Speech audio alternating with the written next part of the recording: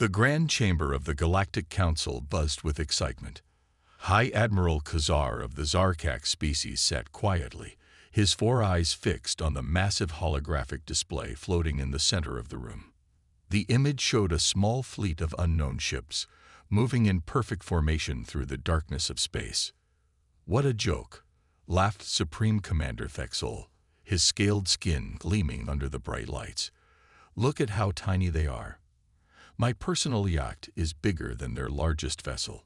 Other council members joined in the laughter, their various alien forms shaking with amusement. But Khazar didn't laugh.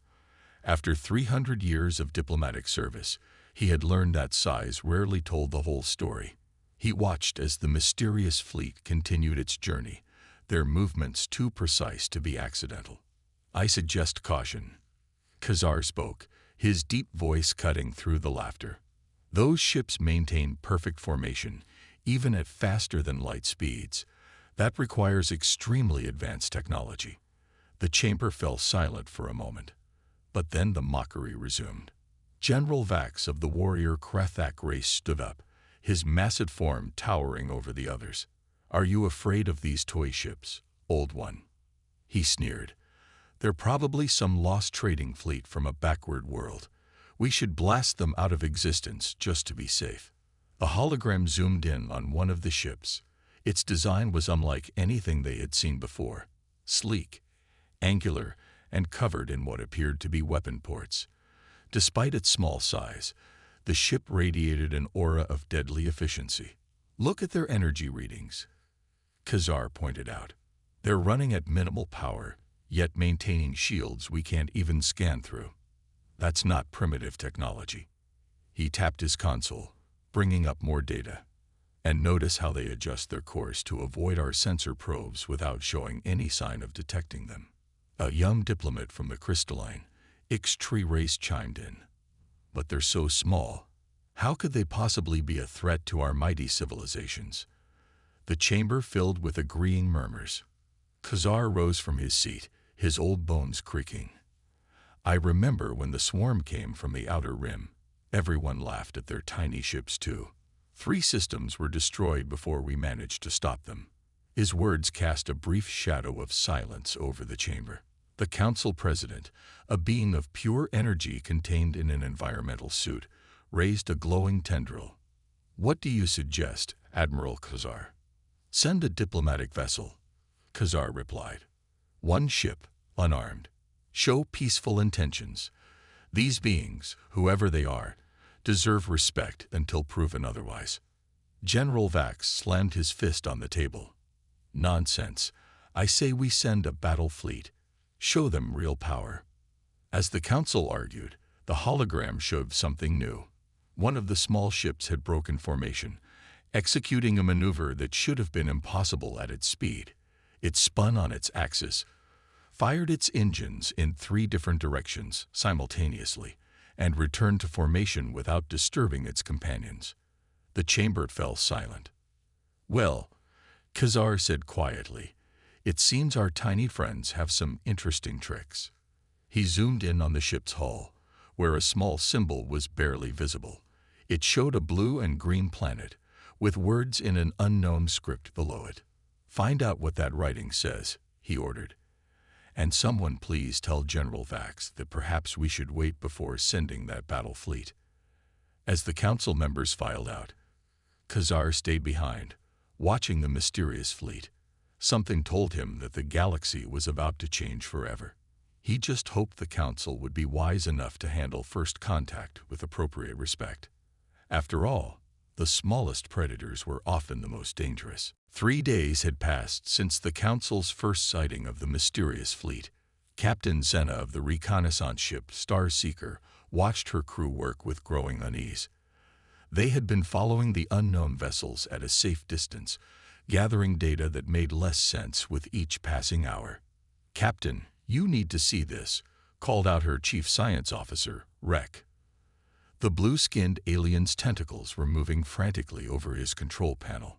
"These energy readings, they're impossible." Zena floated over to his station, her light gravity-resistant form allowing her to move silently. On the screen, Complex patterns of energy signatures pulsed from the small fleet. "Explain," she ordered. "The ships are using less than 10% of their power capacity, but they're moving faster than our best vessels at full power," Rex said, his eyes wide. "And look at their hull composition. It's some kind of metal we've never seen before." A sudden alert blared through the ship. "Captain," shouted the tactical officer. "One of their ships just scanned us." Xena's heart raced. They had been using their most advanced stealth technology. How had they been detected? Before she could respond, a message appeared on their main screen. The symbols were unfamiliar, but they were clearly organized and intentional. "Send this to the translation computers," Xena ordered, "and prepare tow." She never finished her sentence. In the blink of an eye, 3 of the small ships had surrounded the Star Seeker.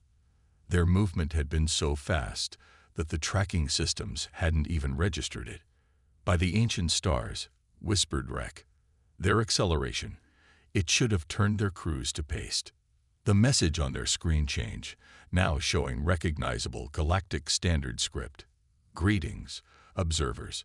Would you prefer to continue watching from a distance, or would you like to talk?" Xena felt a chill run down her spine.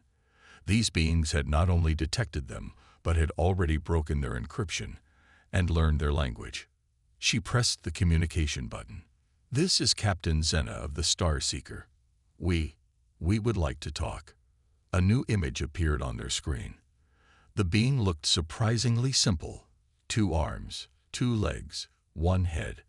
It wore some kind of uniform and had patches of fur on its head. "Hello, Captain Xena. I'm Commander Sarah Chen of the Earth Exploration Fleet. We've been waiting for you to make contact." The bridge crew stared in silence. These creatures looked so ordinary, almost primitive, yet their technology was beyond anything the Council had ever seen. "You knew we were following you?" Xena asked. Commander Chen smiled. "We detected your ship the moment you began tracking us. We also picked up the Council's debate about us. Some interesting opinions about our tiny fleet were shared." Rex's tentacles curled in embarrassment. The Council, they thought, that we were primitive because our ships are small. Chen finished. "Size isn't everything, as your scientists have probably figured out by now. Our ships are small because we've mastered efficiency. Why build giant vessels when you can pack the same power into a smaller package?" Xena studied the data streaming across her screens. The human ship's power readings were now at 15%, and they were generating enough energy to power a small sun. "Commander Chen," Xena said carefully, "I believe the Council will want to speak with your people directly." "Of course," Chen replied. "We've already prepared a detailed first contact package." Though, she paused, a slight smile on her face. "You might want to warn General Vax that sending that battle fleet would be a very poor decision." As Xena prepared her report for the Council, she couldn't help but wonder, if these were just exploration vessels, what did their actual warships look like?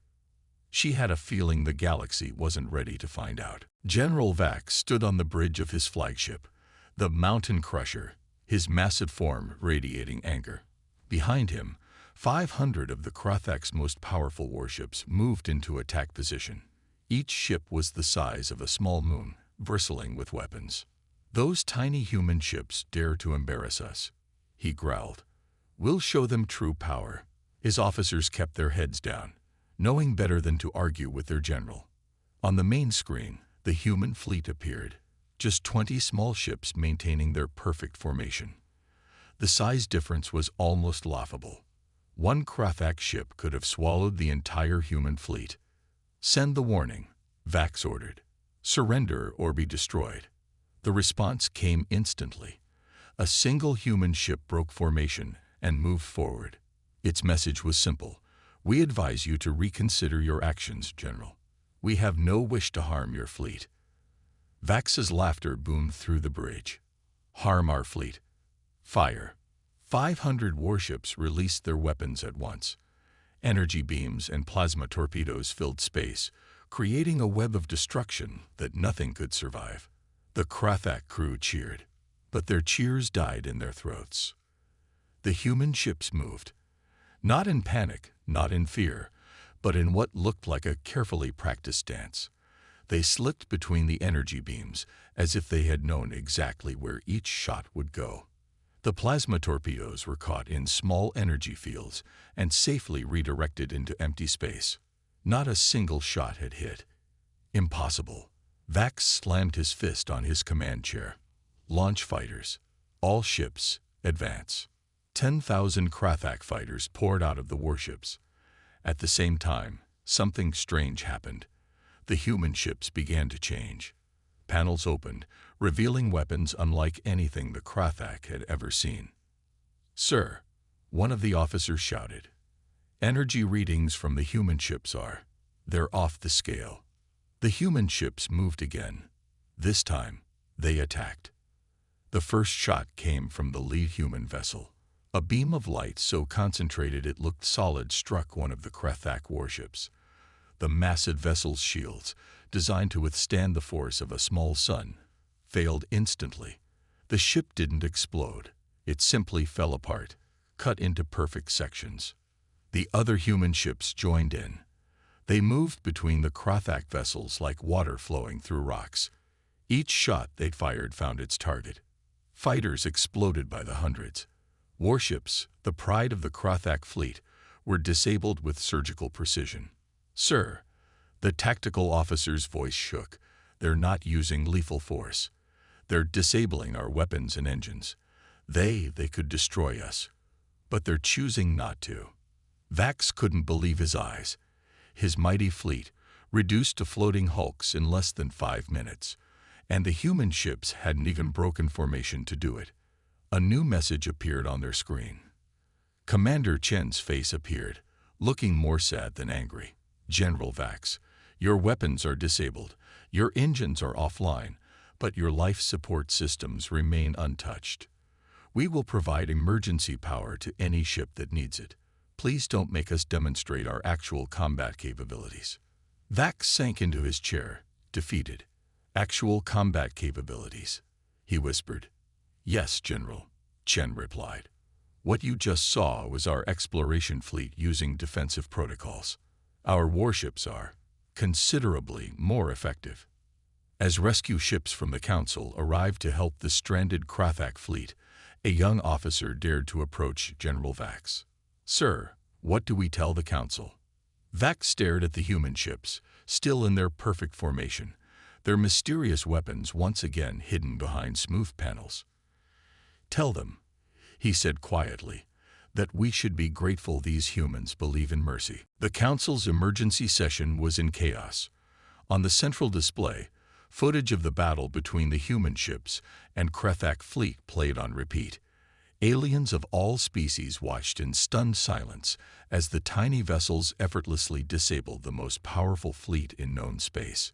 Chief Scientist Lyra, a tall insectoid being, stepped forward to present her findings. Her antennae twitched nervously as she activated her holographic display. "Honorable Council members," she began, "our analysis of the human ships has revealed disturbing facts." She enlarged an image of a human vessel's internal scan. What we thought were simple ships are actually technological masterpieces. The hologram zoomed in, showing layer after layer of complex systems. They've mastered miniaturization to a degree we thought impossible. Each ship contains the firepower of a vessel 10 times its size, yet uses only a fraction of the energy. Admiral Kizar leaned forward in his seat. "Explain their movement capabilities. How did they avoid all those weapons?" Lyra changed the display. "That's even more impressive. The humans have developed an AI system that works in perfect harmony with their pilots. When we first saw their ships moving, we assumed they were unmanned. No living creature should be able to survive such rapid changes in direction." She played a clip of a human ship performing an impossible maneuver. But they found a solution. Their pilots are connected directly to their ships through neural interfaces. The AI predicts enemy attacks, and the human pilots react with computer-enhanced speed. It's beautiful in a terrifying way. The council president's energy form flickered with concern. And their weapons. Unlike anything we've seen, Lyra replied. They don't rely on brute force like our plasma cannons. Instead, they use precisely focused energy beams that can be adjusted from minimal to maximum damage instantly. They could have destroyed the entire Krathak fleet, but chose to simply disable it. A new voice spoke up. And that's not even their military fleet. All eyes turned to see Commander Chen walking into the chamber, accompanied by Admiral Khazar. The human looked small among the alien council members, but carried herself with quiet confidence. What you encountered, Chen continued, was our exploration fleet. Those ships are designed for peaceful contact and self-defense only. She activated her own holographic display, showing different ship designs. These are our actual warships. The chamber fell silent. The new images showed vessels only slightly larger than the exploration ships, but with designs that somehow looked more lethal. We believe in efficiency, Chen explained. Why build massive ships that make easy targets? Our warships are faster, more maneuverable, and carry weapons that... She paused. Well, let's hope we never need to demonstrate them. But why? Asked a crystalline being. Why make everything so small? Chen smiled. On Earth, we learned long ago that bigger isn't always better. We faced resource limitations, space constraints, and countless wars. We had to become efficient to survive. Every cubic meter of our ship serves a purpose. No space is wasted. She walked to the center of the chamber. We're not here to threaten anyone. Earth wants to join the Galactic Council, to share our knowledge and learn from you. But her voice grew firm. We also believe in peace through strength. The Krathak fleet attacked us without provocation. We responded with minimal force. Please ensure there isn't a next time. Admiral Khazar watched the council members' reactions. Fear, respect, curiosity, all mixed together. He understood now why humans had developed such advanced technology. They weren't naturally the biggest or strongest species, so they had compensated with intelligence and innovation. The council president spoke again. Perhaps it's time we reconsider our definition of power. Size, it seems, truly doesn't matter. The private meeting chamber of the Anti-Human Alliance buzzed with angry voices. Representatives from 12 powerful species had gathered in secret, away from the council's watchful eyes. Their fear of humanity's superior technology had turned to hatred. These humans are a disease, shouted Lord Drax of the Centauri Empire. Today they disable our ships. Tomorrow they'll control our worlds. His metallic scales rattled with rage as he paced the room. High General Yix of the Spiral Collective raised all 6 of her arms for attention. We have reports of human ships appearing near our colonies. They claim to be exploring, but we know better.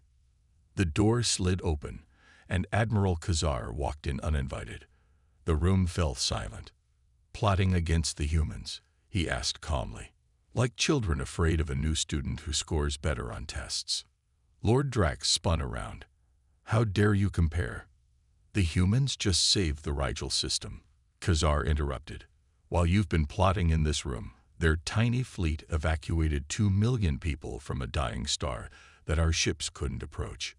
He activated a hologram showing human ships moving through intense radiation, rescuing colony ships that had been trapped. Their small size allowed them to navigate paths larger rescue vessels couldn't access. But their weapons, Yix began, were used to stabilize the star for 6 hours while the evacuation took place. Khazar finished. The same technology you fear saved millions of lives. Another figure entered the room, Commander Chen. Several Alliance members reached for weapons, but she raised her hands in peace. We intercepted your communications, she said simply. Instead of confronting you publicly, we thought we'd show you something. She pressed a button on her wrist device. The hologram changed to show Earth's history. Wars, disasters, near-extinction events played out before them. We're not perfect, Chen continued. We've made terrible mistakes. But we learned from them. We developed our technology not to conquer, but to survive, to protect. The images shifted to show human ships helping various alien species, protecting merchant vessels from pirates, providing emergency medical aid to isolated colonies, sharing agricultural technology with hungry worlds. Your own sensors confirm that we have ships near your colonies, Chen said. But check the data. What are they doing? Lord Drax checked his pad reluctantly. They're clearing space debris, fixing orbital platforms, setting up defense networks against solar storms. We could have conquered half the galaxy by now if we wanted to, Chen said quietly. Instead, we're helping build it. Because that's what humanity learned after centuries of war. Real power isn't about destruction. It's about protection. Khazar stepped forward. The Council votes tomorrow on humanity's membership. You're afraid because their ships are powerful. I'm grateful because they choose to use that power wisely. The chamber was silent for a long moment. Then Yik spoke, her voice thoughtful. The Spiral Collective withdraws from the Alliance. Perhaps we should learn from the humans instead of fearing them. One by one, other members nodded in agreement. Lord Drax held out longest, but finally sighed. The Centauri Empire also withdraws. But we'll be watching you, humans. Chen smiled. We'd expect nothing less. In fact, we're organizing joint training exercises next month. Your ships may be bigger, but there's always room to learn from each other. As the Alliance members filed out, Khazar turned to Chen. You knew about this meeting all along, didn't you? Of course, she replied. But sometimes the best way to make friends is to let them realize their mistakes on their own. Khazar laughed. The Council was right to fear human ships, but not because of their weapons, because of the minds controlling them. The Galactic Archives had never been so crowded. Representatives from every Council species gathered around multiple screens, watching historical records from Earth. Admiral Khazar stood with Chief Scientist Lyra and Commander Chen as they revealed humanity's full story to the galaxy. This can't be right, Lyra said, her antennae twitching in disbelief. Your species survived all of this. The screen showed Earth's history, ice ages, plagues, world wars, nuclear conflicts, climate disasters, and more. Yet after each catastrophe, humans rebuilt, adapted, and grew stronger. We had no choice, Chen explained. Earth wasn't gentle with us. We faced extinction 12 times in our recorded history. Each time, we survived by becoming smarter, more efficient, more innovative. Khazar watched footage of early human space exploration. Primitive rockets, bulky spacesuits, countless failures, and yet persistent progress. You went to space in containers that could barely hold air, he marveled. Most species wait until they have perfect technology. We couldn't wait, Chen smiled. Humanity's greatest strength isn't our technology. It's our determination. We built our first space stations from old rocket parts. Our first Mars colony lived in underground caves. We learned to do more with less because we had to. A new image appeared, Earth's first faster-than-light ship. It was tiny compared to other species' initial space vessels. This was the breakthrough, Chen continued. We realized that making ships bigger wasn't the answer. Instead, we focused on making everything smaller, more efficient. Our engineers worked with quantum physicists to revolutionize space travel. Lyra studied the ship's designs. Your neural interface technology. You developed it because your bodies couldn't handle the forces of your advanced engines. Exactly. Instead of building slower ships, we found a way to help our pilots adapt. The neural interfaces let humans and machines work as one.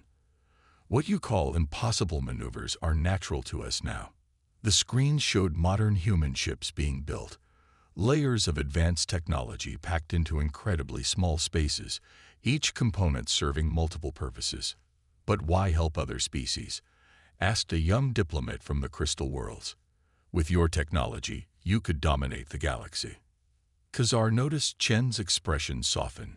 She pulled up new footage. Humans helping each other during disasters, rescuing strangers, rebuilding communities. Because this is who we are, she said. Yes, we can fight. Yes, our ships are powerful. But humanity's greatest achievements weren't in war. They were in healing, building, protecting.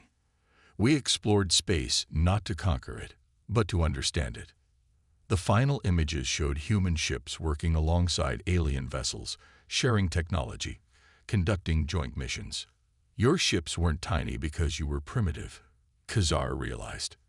They were tiny because you had learned what really matters.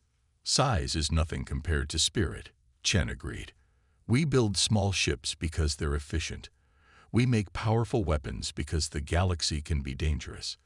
But we use them to protect because that's what truly advanced civilization means. Lyra suddenly straightened. The council vote is in 1 hour. After seeing this, Khazar finished, anyone who still fears humanity isn't afraid of their ships. They're afraid of being shown a better way to live. As the gathered aliens discussed what they'd learned, Chen received a message on her communicator. She smiled as she read it. Good news? Khazar asked. The best, she replied. Earth just launched our newest exploration fleet. Even smaller ships, twice the capability. And their first mission is to help establish a unified galactic defense network, with all Council species working together. Khazar looked at the screens, still showing humanity's journey from primitive tools to advanced starships. From struggling to survive to helping others thrive, he mused. Perhaps we needed a species that knew both weakness and strength to show us the way. 5 years had passed since the day the Council first mocked the tiny fleet. The Grand Assembly Hall of the Galactic Council looked very different now. Human design influences were everywhere. Efficient use of space had transformed the once wasteful chamber into something both beautiful and practical.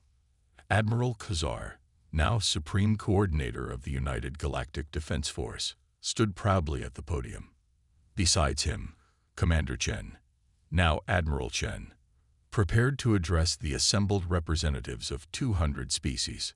5 years ago, Khazar began, we laughed at human ships because they were small. Today, we celebrate as the last of our massive, outdated warships is retired. He gestured to the holographic display showing the new combined fleet. Vessels of all species had adopted human design principles, creating ships that were smaller, faster, and more powerful than ever before. The humans didn't just join our civilization, he continued. They helped us evolve it. Admiral Chen stepped forward. When we first arrived, we worried our technology might cause fear and conflict. Instead, it became a bridge between cultures. She activated a series of displays showing the changes across the galaxy. The images were remarkable. Human neural interface technology had been adapted for each species' unique biology. Their efficient engine designs had revolutionized trade routes. Their protective energy fields now shielded once vulnerable colonies from solar storms. But our greatest achievement, Chen smiled, wasn't technological at all. The display showed the new Galactic Academy, where young beings from every species trained together. In one image, a Krathak warrior taught hand-to-hand combat, while a human instructor explained strategy. In another, Zarkak's scientists worked with human engineers to develop new medical technologies. General Vax, who had once attacked the human fleet, now stepped up to speak. His massive form had become a familiar sight at peace conferences. I tried to destroy humanity's ships, he said, earning a few chuckles from the crowd. Instead, humanity taught us that true strength isn't about size or power. It's about how you use what you have. The hall erupted in applause as the latest statistics appeared. Crime in council space down 60%. Trade efficiency up 200%. Medical response times reduced by 75%. Planetary defense capabilities increased by 300%. A young human ensign approached the podium with an urgent message. Admiral Chen read it and grinned. Perfect timing, she announced. The Deep Space Exploration Fleet just made first contact with a new civilization beyond the galactic rim. And guess what? Their ships are even smaller than ours. Laughter filled the chamber, not mocking this time, but genuinely amused at the irony. We've arranged a peaceful contact mission, Chen continued. A joint fleet, human ships, Krathak cruisers, Zarkak's diplomatic vessels, and representatives from 20 other species. Because that's who we are now, not separate civilizations, but one united galaxy. Khazar looked out at the assembled beings. Former enemies now friends, old rivals now allies. 5 years ago, we mocked a tiny fleet because we thought size meant power. Today, we know better. True power lies in wisdom, in unity, and in the courage to keep exploring and learning. As the session ended, Khazar and Chen walked to the observation deck. Below them, ships of all sizes and designs moved in harmony through space. In the distance, a new class of exploration vessel prepared for launch, smaller than ever, but carrying the hopes and dreams of an entire galaxy. They mocked our tiny fleet, Chen mused, watching the ships below. And now the galaxy is better for it, Khazar finished. Though I have to ask, did you really just discover an alien species with smaller ships, or was that just for dramatic effect? Chen's only answer was a mysterious smile as she watched the stars.